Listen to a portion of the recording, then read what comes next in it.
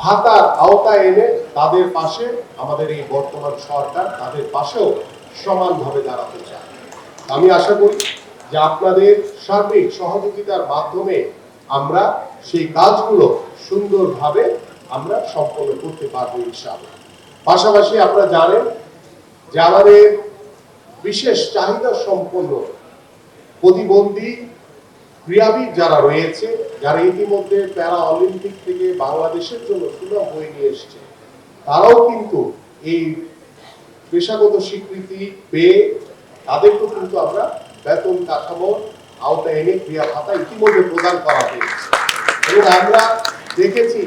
যে আমাদের এই বিশেষ চাহিদা সম্পন্ন যে ক্রীড়াবিদরা রয়েছে তারা হয়তো শুধু ঢাকা কেন্দ্রিক চিন্তা করে, বাট ইতিমধ্যে আমরা সিদ্ধান্ত নিয়েছি এবং ইতিমধ্যে নির্দেশনা দেওয়া হয়েছে যে আমরা এই বিশেষ যে ক্রীড়াবিদরা রয়েছে তাদেরকে নিয়ে আমরা প্রত্যেকটি জেলায় জেলায় আমরা তাদের যে খেলাগুলো রয়েছে, যে খেলাগুলোতে আমরা পারদর্শী রয়েছে, যে খেলাগুলোতে আমাদের অলিম্পিকে প্যারা অলিম্পিকে ভালো কিছু করার সুযোগ রয়েছে, আমরা সেই খেলাগুলোকে প্রাধান্য দিয়ে আমরা প্রত্যেকটি জেলায় জেলায় আমরা সেই বিশেষ চাহিদা সম্পন্ন ক্রীড়াবিদদের নিয়ে সংগঠন তৈরি করে আমরা সেই সকল খেলাগুলোর সকল সুযোগ সুবিধা আমরা নিশ্চিত করতে চাই। এবং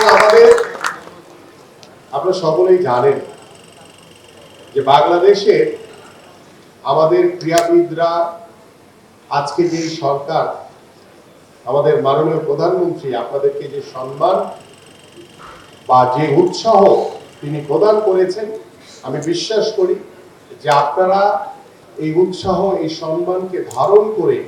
আপনারা সামনের দিকে এগিয়ে যাবেন এবং আপনাদের সফলতাই কিন্তু আমাদের সকলের সফলতা। আপনাদের সফলতা মানেই হচ্ছে আমাদের সার্থকতা। আমরা চাই যে বাংলাদেশ নামক যে দেশটি স্বাধীনতা যুদ্ধের মাধ্যমে স্বাধীন হয়েছে, সেই বাংলাদেশ নামক নামটি যাতে আমরা শুধু সাব কন্টিনেন্টে না, আমরা শুধু এশিয়ান লেভেলে না, আমরা চাই সারা পৃথিবীতে আমার এই দেশ, আমার এই বাংলাদেশ